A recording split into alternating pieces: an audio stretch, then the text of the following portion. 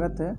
और इस लेक्चर में हम लोग देखेंगे डायमेंशन क्या होता है, डायमेंशनल इक्वेशन क्या होता है और डेराइव्ड क्वांटिटी और फंडामेंटल क्वांटिटी को कैसे हम एक दूसरे से रिलेट कर सकते हैं और उससे रिलेटेड बहुत से प्रॉब्लम को सॉल्व करेंगे। ठीक है, जो बहुत से एग्जाम में आ रखा है। फ्रेंड, पिछले क्लास में लेक्चर नंबर 3 में हम लोग ये देखा था कि कैसे हम एक यूनिट को दूसरे यूनिट में कन्वर्ट कर सकते हैं। मतलब हम लोगों ने सिस्टम ऑफ यूनिट देखा था और वो क्या था। तो फर्स्ट हमारा MKS था, सेकेंड हमारा CGS था और थर्ड हमारा FPS था, है ना। MKS, CGS और FPS। तो ये हमारा क्या हुआ करता था, SI यूनिट। और ये हमारा क्या था, तो ये बेसिकली हम लोग SI यूनिट इसी को बोलते हैं। इससे जो है हम लोग जब कन्वर्ट करने का ज़रूरत होगा या फिर इसमें कन्वर्ट करने का रिक्वायरमेंट होगा तो हम लोग ये यूज़ करते हैं। और ये बहुत ही रेयर होता है, बहुत कम ही यूज़ होता है। तो ज़्यादातर हम लोग फिज़िक्स में इसको बाय डिफ़ॉल्ट यूज़ करेंगे, MKS को। ठीक है, तो यहाँ पे आप ये देखो, लेक्चर में 3 में मैंने ये भी बताया था कि डायमेंशन इक्वेशन और डायमेंशन से रिलेटेड प्रॉब्लम को सॉल्व करेंगे, लेकिन वहाँ पे वीडियो का लेंथ ज़्यादा होने के कारण मुझे वीडियो को वहीं पे रोकना पड़ा। इसके लिए बहुत ही मुझे बुरा लगा। इसके लिए आई एम रियली सॉरी। उन सभी को हम लोग लेक्चर नंबर 4 में कंटिन्यू करेंगे। तो यहाँ पे मैं एक थोड़ा सा क्लैरिफिकेशन देना चाहता हूँ। यहाँ पे 10⁻⁷ को 1 joule equals to 10⁻⁷ gram centimetre square और सेकेंड इन्वर्स स्क्वायर। तो यहाँ पे जो ये डैश है ना, ये डैश है, बेसिकली ये नेगेटिव साइन नहीं है। तो आप लोग यहाँ पे क्लियर रहोगे कि कोई नेगेटिव साइन नहीं दिया हुआ है ना। अब सबको एक साथ लिखेंगे कंबाइंड करके कलेक्टिवली, मतलब इस तरीके से, तो कन्फ्यूज़न क्रिएट हो सकता है कि ये एम का मतलब क्या है, सेंटीमीटर, CM का मतलब क्या है, इसका मतलब क्या है। तो ये कन्फ्यूज़न को हटाने के लिए हम लोगों ने बीच में डैश दे रखा है ना। ये हम लोग डैश का यूज़ करते हैं ताकि यहाँ पे क्लियर पता चले कि कौन कौन सा यूनिट को यूज़ किया गया है। ठीक है, तो ये सब आप पिछले क्लास में पढ़ रखे हो। लेक्चर नंबर 3 में आप इसे अच्छे से देख सकते हो, बहुत अच्छे से एक्सप्लेन किया हुआ है। ठीक है, लेक्चर नंबर 4 में हम लोग कुछ और कंटिन्यू करते हैं, जो डायमेंशन है और डायमेंशनल इक्वेशन है, और उससे रिलेटेड बहुत से प्रॉब्लम्स को सॉल्व करेंगे। ठीक है फ्रेंड, डायमेंशन क्या होता है आप लोग पता है। जैसे मान लो किसी फील्ड है, कोई भी हमारे पास ये फील्ड है, तो हम लोग बोलते हैं ना कि फील्ड का क्या डायमेंशन बताओ। डायमेंशन पूछने का यही अर्थ होता है कि हम लोग उसका लेंथ और विड्थ को जानना चाहते हैं कि किस लेंथ का और किस विड्थ का है वो, है ना, किस लेंथ का और किस विड्थ का है वो। तो ये हमारा क्या डायमेंशन है। तो डायमेंशंस में, अच्छा आप यहाँ से ये है, यहाँ से मेजरमेंट कर रहे हो तो आप बोल रहे हो O to A जो है वो हमारा लेंथ हो गया। क्या हम लोग A to B को लेंथ नहीं बोल सकते, क्या जरूरी विड्थ बोलना? ऑब्वियस बात है कि हाँ, लेंथ भी बोला जा सकता है। लेंथ और विड्थ कुछ अलग नहीं होता, दोनों सेम होता, बस दोनों के कन्फिग्रेशन के अकॉर्डिंग हम लोग लेंथ बोलते और विड्थ बोलते, ताकि हम लोग दोनों साइड्स को डिस्टिंग्विश कर सकें। ओके, तो हमारा जो डायमेंशन होगा वो क्या है,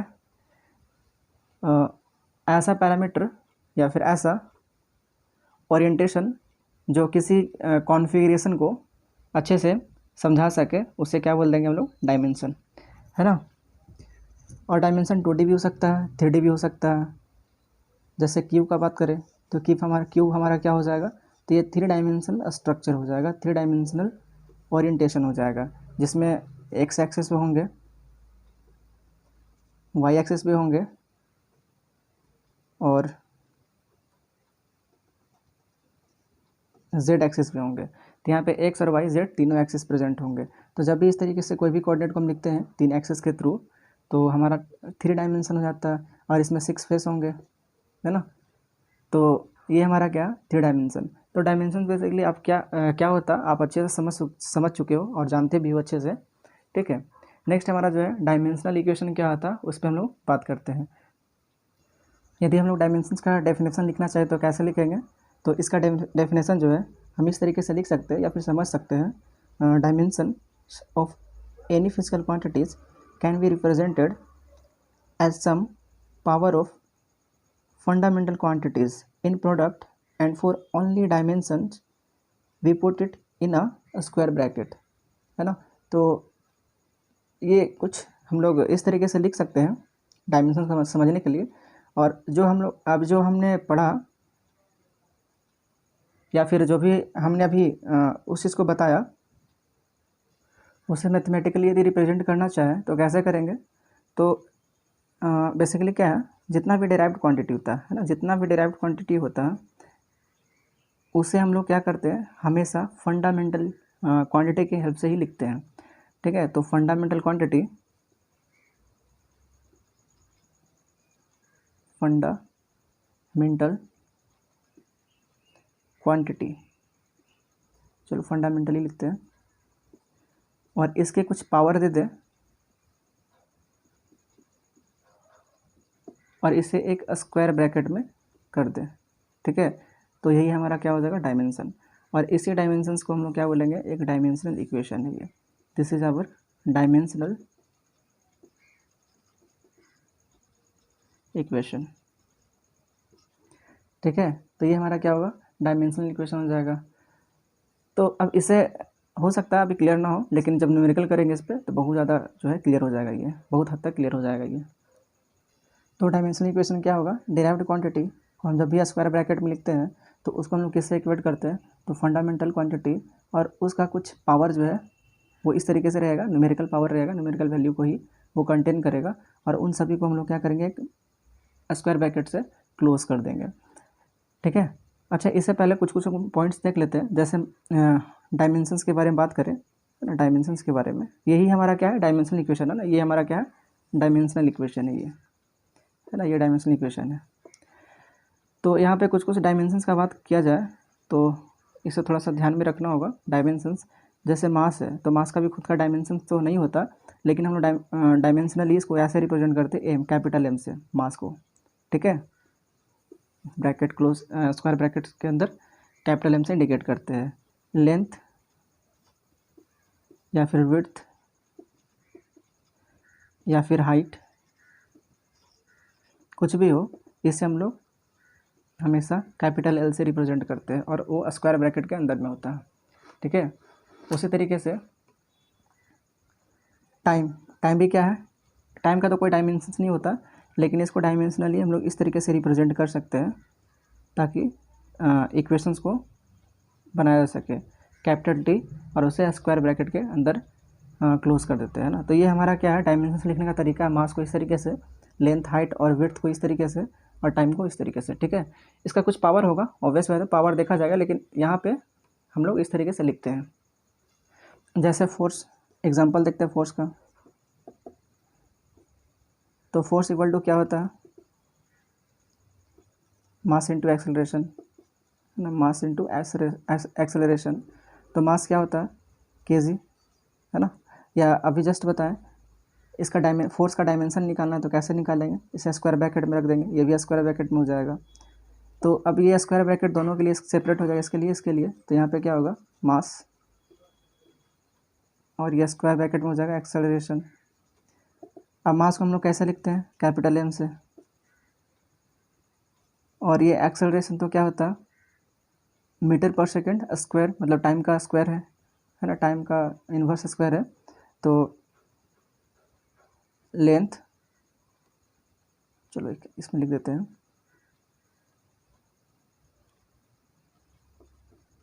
मीटर इनटू टाइम इनवर्स का पावर 2, यही है ना। तो इसे हम लोग ऐसे लिख सकते हैं, ये एम का एम ही रह जाएगा, और ये मीटर मतलब लेंथ ही तो है, तो लेंथ हो जाएगा एल, और ये टाइम है तो टाइम को कैसे लिखते हैं, टी, और ये माइनस पावर 2। तो ये, और ये सबको एक ही ब्रैकेट में लिखेंगे तो कैसे लिखेंगे, मास को एम, एल, और टी टू पावर -2। तो यहाँ पे कुछ पावर नहीं तो 1 तो है, यहाँ भी तो 1 है। तो फोर्स का जो है डायमेंशन क्या हो जाएगा, फोर्स का डायमेंशन क्या हो जाएगा हमारा, एम का पावर 1, एल का पावर 1 और टी का पावर -2। तो ये हमारा क्या हो जाएगा, डायमेंशनल इक्वेशन जो है इस तरीके से फॉर्म हो जाएगा। तो यहाँ पे आप देख सकते हो कि एक फिजिकल डेराइव्ड क्वांटिटी को 3 फंडामेंटल फिजिकल क्वांटिटी के थ्रू हम लोग एक्सप्रेस कर सकते हैं। ये हमारा मास क्या है, फंडामेंटल है, एक्सेलरेशन में मीटर और टाइम क्या है, ये भी इंडिविजुअली क्या है, फंडामेंटल है। तो with the help of fundamental quantities we can construct a derived physical quantity, and this is the example, है ना, फॉर डेराइव्ड क्वांटिटी। तो यहाँ पे आप देख सकते हो डिराइव्ड क्वांटिटी को कैसे लिखते हैं, फंडामेंटल और उसका कुछ पावर, तो यहाँ पे डेराइव्ड हमारा फोर्स हो जाएगा। तो फंडामेंटल ये हमारा एम एल और T-2 क्या है, फंडामेंटल है, और उसके साथ फंडामेंटल जो है क्वांटिटी के साथ पावर 1 है। लेंथ भी हमारा फंडामेंटल इसके साथ पावर 1 है। टाइम भी हमारा फंडामेंटल के साथ माइनस पावर कितना, -2 है। तो हम देख सकते हैं कि जितना भी फंडामेंटल क्वांटिटी उसका कुछ पावर ले लेते हैं और उसे प्रोडक्ट के फॉर्म में, ये सब क्या आपस में प्रोडक्ट में ही तो है। यदि प्रोडक्ट के फॉर्म में लिखते हैं और उसे स्क्वायर ब्रैकेट में लिखते हैं तो हमारा क्या डायमेंशंस किसका रिप्रेजेंट कर देगा, वो डिराइव्ड फिजिकल क्वांटिटी का। ठीक है, तो ये हम लोग एग्जांपल देखें और यही हमारा क्या हो जाएगा,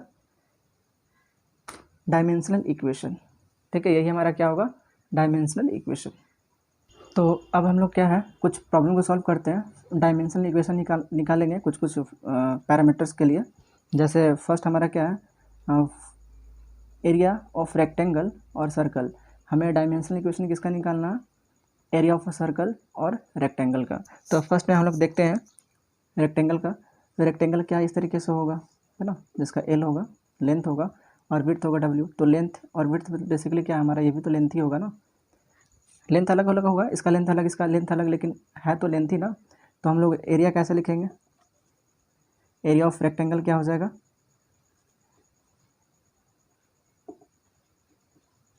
लेंथ इनटू लेंथ। और हम लोग ऐसे कर सकते हैं लेंथ का पावर 2। और यदि डायमेंशन निकालना तो इसको स्क्वायर ब्रैकेट के अंदर रख देंगे, तो ये भी स्क्वायर ब्रैकेट के अंदर हो जाएगा। और लेंथ को हम लोग जानते हैं कैसे लिखते हैं, एल से, तो एल का स्क्वायर। हाँ, यहाँ पे एक चीज़ गौर करने वाला ये बात है कि डायमेंशन जब भी लिखते हैं तो हमेशा तीनों physical quantity, fundamental physical quantity होना चाहिए। कौन सा, मतलब मास भी होना चाहिए, टाइम भी होना चाहिए, और लेंथ, तीनों होना चाहिए एक साथ। हाँ, इसका पावर कुछ हो सकता है, 0 भी हो सकता है या कुछ भी हो सकता है, लेकिन पावर होना चाहिए, मतलब वो तीनों पैरामीटर एक साथ होना चाहिए। तो हम लोग ऐसे भी तो लिख सकते हैं ना, मास नहीं तो मास का पावर 0 कर देंगे, इसका मतलब ही तो एक ही होता है, कुछ नहीं। इसका मतलब m का पावर 0 मतलब 1 होता है। तो ये हो या ना हो, इसका मतलब कोई कुछ ये जो है कुछ इफेक्ट को नहीं, अपना इफेक्ट को नहीं दिखाएगा। ठीक है, तो यहाँ m का पावर 0 हो जाएगा, यहाँ पे क्या हो जाएगा, l का पावर 2 हो जाएगा, और टाइम का पावर क्या हो जाएगा, 0। तो ये हमारे एरिया ऑफ रेक्टेंगल का क्या होगा, डायमेंशन हो जाएगा। उसी तरीके से हम लोग सर्कल का देखेंगे। तो सर्कल का क्या हो जाएगा, इसका रेडियस r है, तो एरिया ऑफ सर्कल क्या हो जाएगा, तो पाई r स्क्वायर। r मतलब क्या है, लेंथ ही तो है। तो डायमेंशन निकालेंगे तो क्या हो जाएगा, एरिया ऑफ सर्कल का डायमेंशन जो है क्या हो जाएगा, पाई, और लेंथ का स्क्वायर का डायमेंशन हो जाएगा, और इसे स्क्वायर ब्रैकेट के अंदर रख देंगे। पाई मतलब क्या, कोई न्यूमेरिकल वैल्यू तो इसे कोई मतलब नहीं है, इसको हटा दो, है ना। हमेशा डायमेंशंस में हम लोग सिर्फ और सिर्फ उसके पैरामीटर्स को लेते हैं, ना कि न्यूमेरिकल वैल्यू को। ठीक है, तो इस केस में क्या हो जाएगा, लेंथ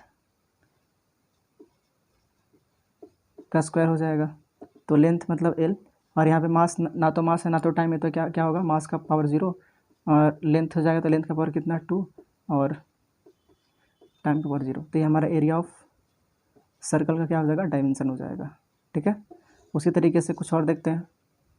नेक्स्ट हमारा जो क्वेश्चन है वो क्या है, वॉल्यूम ऑफ स्फीयर और क्यूबॉइड, इन दोनों का डायमेंशन निकालना है। तो फर्स्ट हम स्फीयर का निकालते हैं। तो स्फीयर क्या होता है, ये रेडियस r है, तो वॉल्यूम ऑफ स्फीयर क्या होता है, 4/3 पाई आर क्यू। तो ये तो न्यूमेरिकल वैल्यू है ना, तो डायमेंशन में न्यूमेरिकल वैल्यू हो कोई मतलब नहीं होता। तो वॉल्यूम ऑफ स्फीयर क्या हो जाएगा, उसका डायमेंशन जो है 4/3 पाई रेडियस का क्यू, इसका स्क्वायर ब्रैकेट हो जाएगा।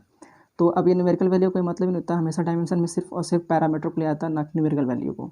तो यहाँ पे ये वैनिश्ड हो जाएगा। तो यहाँ पे क्या हो जाएगा, बेसिकली आर क्या है, यहाँ से तो सेंटर से क्या है, लेंथ ही तो है, तो लेंथ का क्या हो जाएगा, क्यूब, और ये स्क्वायर ब्रैकेट।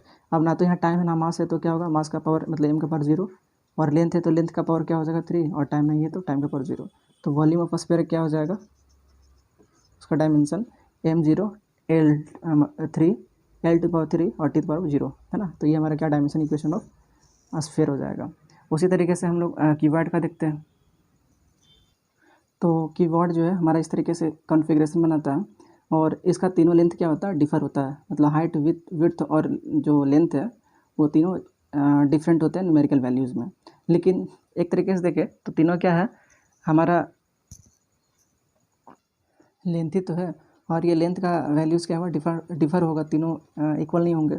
तो वॉल्यूम ऑफ क्यूबॉइड क्या होता है, LVH है ना, मतलब लेंथ हाइट और विड्थ का जो है प्रोडक्ट होता है।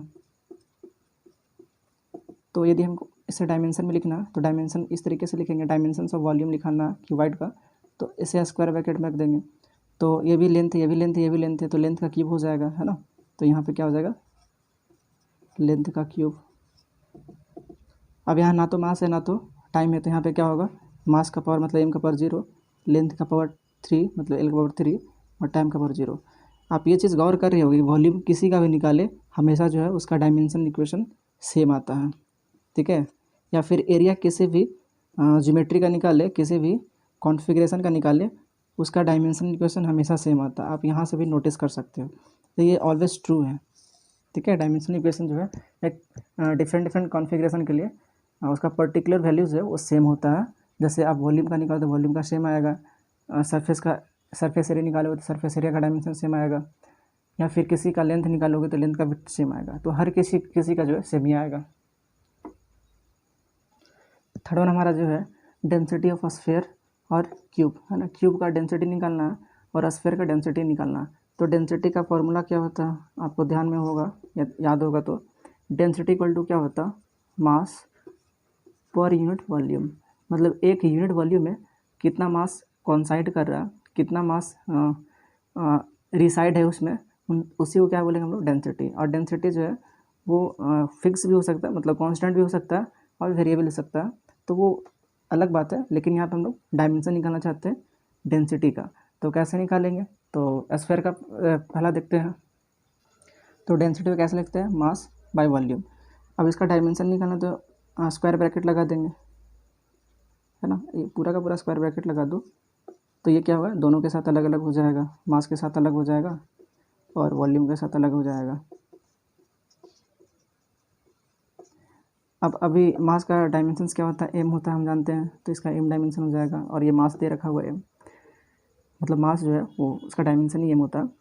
और वॉल्यूम का भी जस्ट निकाले किसका, इसके लिए, तो क्या होता है m0 l power 3 t power 0। तो यहाँ पे क्या हो जाएगा,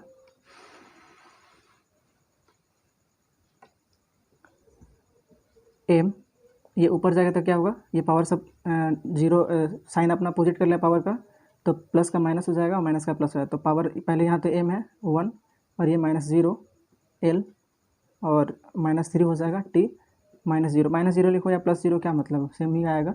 तो यहाँ पे क्या हो जाएगा, dimension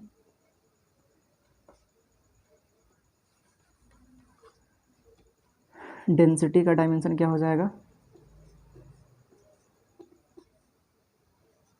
m power 1 l power -3 और t पावर 0। तो ये हमारा क्या होगा, डेंसिटी का डायमेंशन होगा। उसी तरीके से क्यूब का भी निकाल सकते हैं। तो क्यूब का क्या हो जाएगा, सेम मास हो जाएगा और वॉल्यूम, तो वॉल्यूम का सेम, वॉल्यूम बताए तो किसी का भी कोई भी कॉन्फ़िगरेशन हो, वॉल्यूम का डायमेंशन हमेशा सेम होता है। तो यहाँ पे क्या हो जाएगा, l क्यूब, ठीक है। तो यहाँ पे m का पावर 1 हो जाएगा +1, और l का पावर -3 और t का पावर 0, कुछ नहीं है। तो ये हमारा क्या होगा, डायमेंशन ऑफ डेंसिटी, है ना, फर्स्ट स्फीयर का और क्यूब का। डेंसिटी का हमेशा सेम आएगा यदि सेम कॉन्फ़िगरेशन या सेम प्रॉपर्टी को होल्ड करता है। तो नेक्स्ट हमारा जो है प्रॉब्लम फोर्थ जो क्या है, डायमेंशन ऑफ वेलोसिटी या फिर स्पीड। स्पीड और वेलोसिटी बहुत ही ह्यूज डिफरेंस है ना। ये डायरेक्शनल होता है, ये डायरेक्शनल नहीं होता।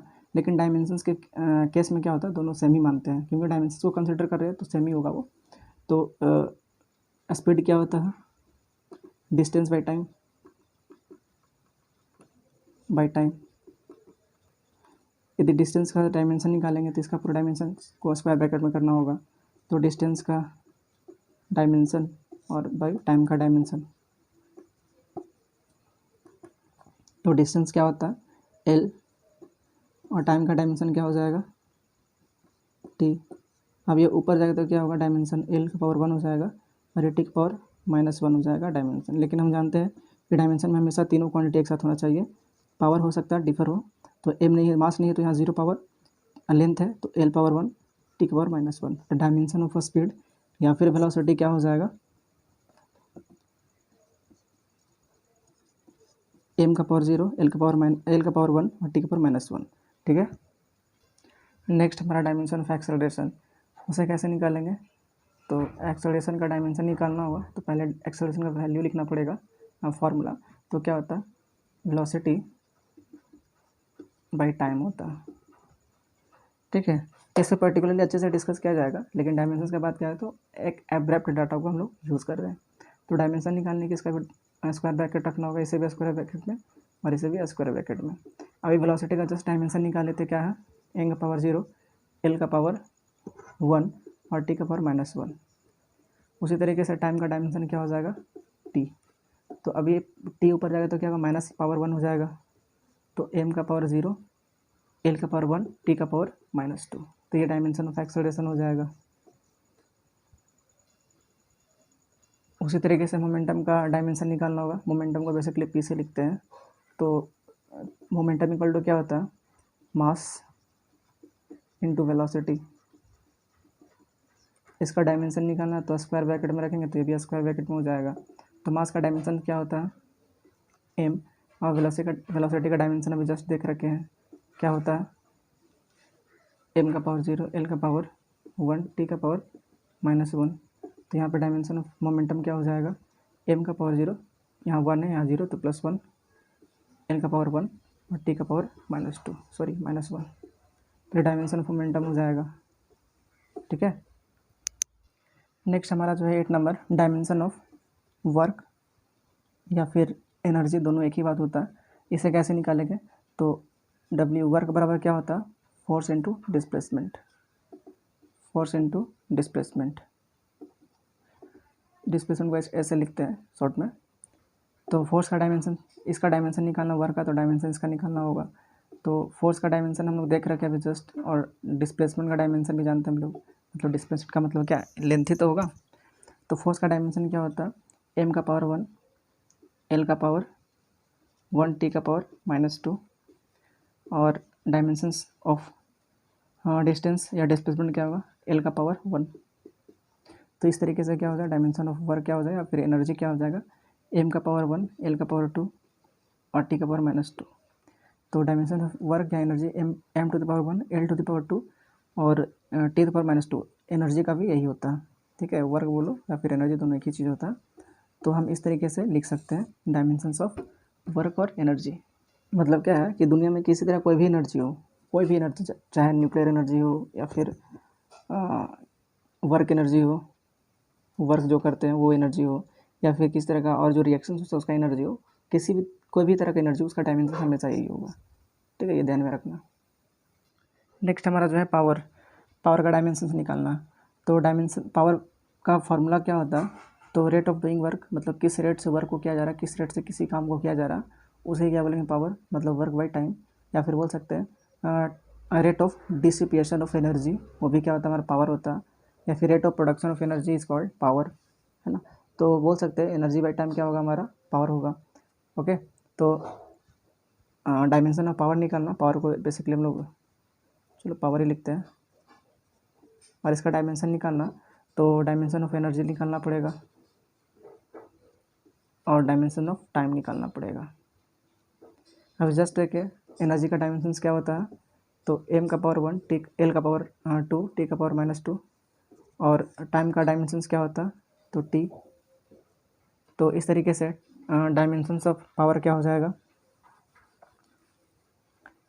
डायमेंशन ऑफ पावर क्या हो जाएगा,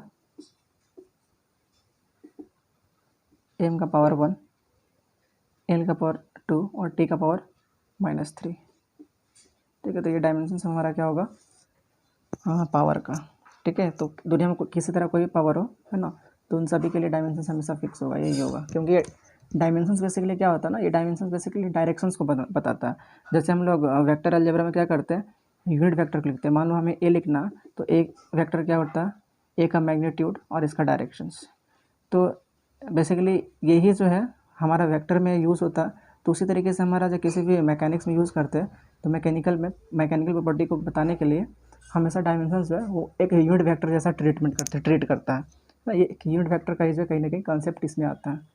तो लेकिन ये वेक्टर है और वो डायमेंशंस दोनों का बात अलग अलग है, लेकिन फिर भी हम लोग इस तरीके से रिलेट कर सकते हैं कि जैसे यूनिट वेक्टर काम है उसी तरीके से हमारा डायमेंशन का काम है किसी भी मैकेनिक्स में। नेक्स्ट हम लोग देखेंगे dimension of angular quantity. Angular quantity का एंगुलर क्वांटिटी का कैसा हम डायमेंशन लिख सकते हैं, किस तरीके से लिखा था, वो हम लोग सारा देखेंगे। तो पहला हमारा क्या है, एंगुलर डिस्प्लेसमेंट जिसको हम लोग थीटा से रिप्रेजेंट करते हैं, और हम जानते हैं थीटा को कैसे लिखते हैं, आर्क बाय रेडियस, है ना। तो यदि हमें डायमेंशंस लिखना है तो कैसे लिखेंगे, तो आर्क का जो भी डायमेंशन होगा 100 और रेडियस का जो भी डायमेंशन होगा 100। तो डायमेंशंस ऑफ आर्क क्या होता है, बेसिकली लेंथ ही तो है वो, तो एल हो जाएगा, और इसका भी डायमेंशन क्या हो जाएगा, रेडियस का एल। तो एल यहाँ पावर 1, यहाँ पे ये पावर 1 है तो ऊपर जाएगा -1, और डायमेंशन क्या हो जाएगा स्क्वायर ब्रैकेट के अंदर, तो एल का पावर 0 हो जाएगा। इसका मतलब एंगुलर डिस्प्लेसमेंट का यदि हम लोग डायमेंशन देखना चाहें तो कैसे लिख सकते हैं, तो ये जो होगा वो मास का पावर 0, लेंथ का पावर 0, मतलब एल का पावर 0 और टाइम का पावर 0। तो ये डायमेंशंस ऑफ एंगुलर डिस्प्लेसमेंट है, ठीक है। अच्छा, एंगुलर डिस्प्लेसमेंट क्या होता है उसके बारे में आप ज़्यादा टेंशन मत लो, वो सर्कुलर मोशन का एक चैप्टर ही है, तो उसमें सारा कुछ अच्छे से डिटेल में बताया जाएगा जब उस चैप्टर पे आएंगे हम लोग। तो फिलहाल अभी डायमेंशंस का बात कर रहे हैं, तो अभी यही सब डायमेंशंस के बारे में जानना चाह रहे हैं हम लोग कि कैसे डायमेंशंस को निकाल सकते हैं, बहुत से प्रॉब्लम को कैसे सॉल्व कर सकते हैं। नेक्स्ट हमारा क्या है, एंगुलर वेलोसिटी। एंगुलर वेलोसिटी जैसे हम लोग वहाँ लीनियर वेलोसिटी बोलते थे, तो यहाँ पे क्या होगा, एंगुलर वेलोसिटी। तो एंगुलर वेलोसिटी कैसे लिखेंगे, एंगुलर वेलोसिटी जो है वो क्या होता है, एंगुलर डिस्प्लेसमेंट बाय टाइम, है ना, एंगुलर डिस्प्लेसमेंट बाय टाइम, या फिर ये एंगुलर वेलोसिटी को हम लोग ओमेगा से रिप्रेजेंट करते हैं, याद रखना है ओमेगा, ठीक है। तो ये क्या होगा, एंगुलर डिस्प्लेसमेंट थीटा होता है, और टाइम, तो टाइम को क्या स्मॉल टी से ही करते हैं। डायमेंशन निकालना है तो एंगुलर वेलोसिटी का डायमेंशन जो होगा स्क्वायर ब्रैकेट के अंदर लिख देंगे, तो dimension of theta by dimension of time. तो यहाँ पे क्या हो जाएगा, इसका डायमेंशन अभी जस्ट देखें, एम का पावर 0, टी का पावर 0 और एल का पावर 0, और टाइम का डायमेंशन क्या होगा, कैपिटल टी। तो इस तरीके से हम कैसा लिख सकते हैं, dimension of omega equal to क्या हो जाएगा, तो एम का पावर 0, एल का पावर 0 और टी का पावर -1। तो डायमेंशन ऑफ एंगुलर वेलोसिटी क्या हो जाएगा, ओमेगा का स्क्वायर ब्रैकेट जो लिखेंगे कैसे, एम का पावर 0, एल का पावर 0 और टी का पावर -1। नेक्स्ट हमारा है एंगुलर एक्सेलरेशन, जिसको हम लोग क्या करते हैं, अल्फा से इंडिकेट करते हैं। एंगुलर एक्सेलरेशन, एंगुलर वेलोसिटी क्या होता है, वो सारा सर्कुलर मोशन में पढ़ेंगे हम लोग अच्छे से ना। तो फिलहाल हम लोग डायमेंशंस की बात करें, डायमेंशन में देखते हैं। तो एंगुलर एक्सेलरेशन क्या होता है, तो एंगुलर वेलोसिटी बाय टाइम, है ना। तो ये अल्फ़ा से इंडिकेट करते हैं एंगुलर एक्सेलरेशन को, तो यहाँ पे क्या हो जाएगा, अल्फ़ा का डायमेंशन निकालना है, तो डायमेंशन ऑफ क्या हो जाएगा, अब ये एंगुलर वेलोसिटी को ओमेगा से लिखते हैं, तो ओमेगा का डायमेंशन बाय टाइम का डायमेंशन स्मॉल टी लिखते हैं। तो ओमेगा का जस्ट अभी देखिए क्या होता है, एम का पावर 0, एल का पावर 0, टी का पावर -1, और टाइम का क्या होगा, टी। तो इस तरीके से क्या होगा, एम का पावर 0, एल का पावर 0 और टी का पावर -2। तो डायमेंशन ऑफ क्या होगा, एंगुलर एक्सेलरेशन, ठीक है। नेक्स्ट हमारा टॉर्क। टॉर्क क्या होता है, एक तरीके से ये रोटेशनल इफेक्ट होता है, जैसे मान लो आप विंडोज़ खोलते हो या फिर डोर खोलते हो, तो कैसे वो एक पर्टिकुलर एक्सिस के लॉन्ग जो है वो रोटेट हो जाता है, तो बेसिकली आप उस पर एक फोर्स लगाते हो जिसके कारण जो है रोटेशन करता है, वो रोटेशनल इफेक्ट को क्या बोलते हैं, हम लोग टॉर्क बोलते हैं। टॉर्क बेसिकली क्या होता है, जिसको हम लोग टॉ से रिप्रेजेंट करते हैं, ये हमारा क्या टॉर्क है। तो टॉ इक्वल्स टू क्या होता है, आर क्रॉस, जिसको पोजिशन वेक्टर बोलते हैं, जिस पॉइंट्स के लॉन्ग वो रोटेशन कर रहा है, क्रॉस एफ। क्रॉस का मतलब प्रोडक्ट है, लेकिन ये वेक्टर प्रोडक्ट है, ठीक है। तो खैर मैग्नीट्यूड का बात करें तो क्या हो जाएगा, आर, यदि मान लो सपोज करते हैं कि आर जो है परपेंडिकुलर है एफ के, उस केस में बात कर रहे हैं, ठीक है। तो आर एफ हो जाएगा टॉर्क। टॉर्क इक्वल टू क्या हो जाएगा, R into F. R basically क्या है, हमारा जो पोजीशन वेक्टर है, जो पोजीशन है, और एफ क्या है, हमारा फोर्स है, तो ये पोजीशन का मतलब क्या, लेंथ ही तो है, मतलब ये कहीं ना कहीं लेंथ का बात क्या है तो एल हो जाएगा। और टॉर्क इसका जो हम जानते हैं क्या होता है, फोर्स का डायमेंशन पहले जानते हैं। तो यदि हम लोग टॉर्क का डायमेंशन निकालना चाहें तो कैसे निकालेंगे, डायमेंशन ऑफ टॉर्क क्या हो जाएगा, तो dimension of R into F लिखना पड़ेगा।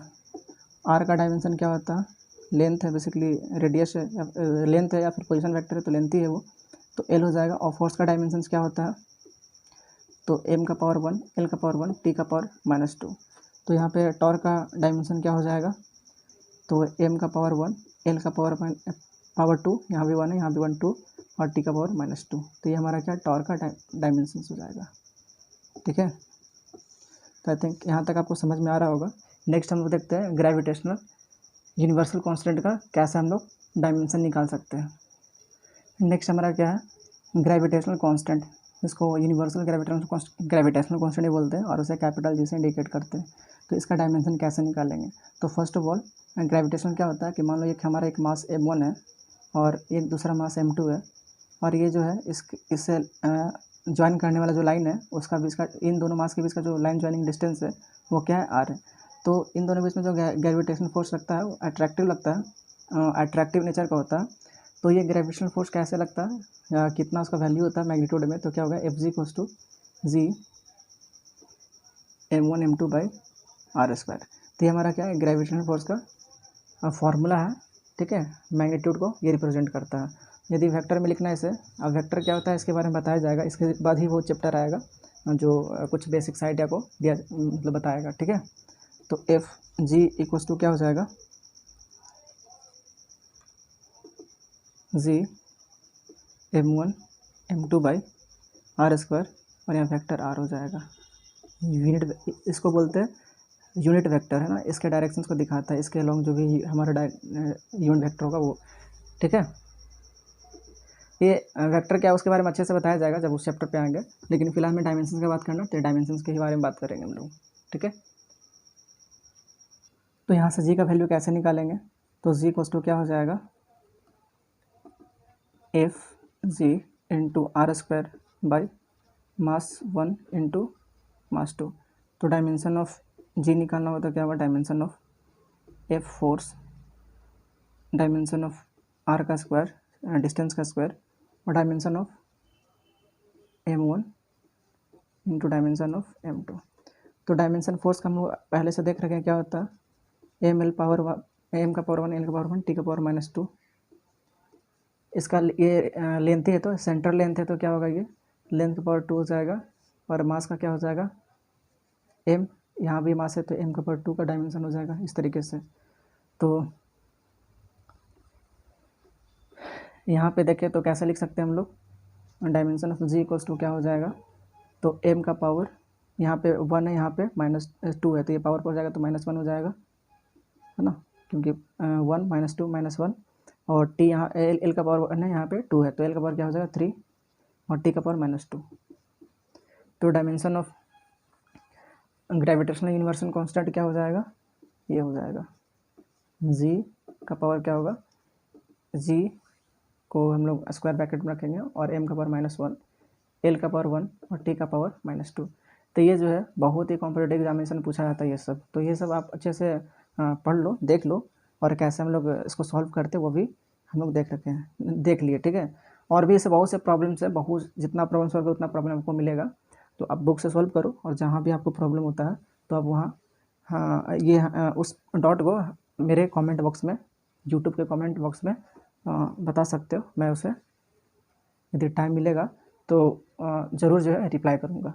ठीक है, तो आज यहीं तक, और इसके लिए वीडियो लेक्चर के साथ बने रहने के लिए बहुत बहुत धन्यवाद। Thank you so much.